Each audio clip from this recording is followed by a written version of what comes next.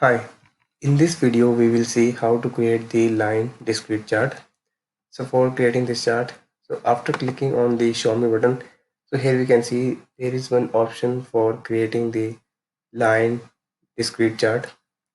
So for creating this chart, we will need at least one date measure, 0 or more dimension or one or more measure. So for creating this chart, I'll be using the sample superstore dataset. So I'll take the order date, and after that, after selecting the order date, just hold your control button and then select profit and then select sale. So after selecting these three fields, click on the line discrete chart option. So as you can see here, our line discrete chart is ready. So upper chart is showing the profit according to the order date, and below one is the sales one. So for also we can see here on the marks card they are showing the three different types of marks card. The all marks card is basically the whole chart, the profit as well as the sales, and the sum of profit marks card represent the only profit marks card, and the sum of sales marks card represent the sales line chart.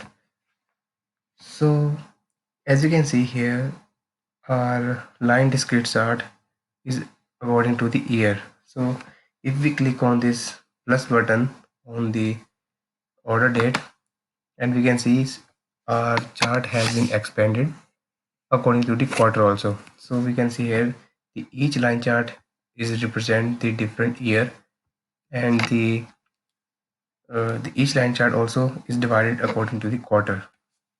So if we click further, uh, and if we click here on the plus button on the quarter, we can see here our chart is further divided into the month.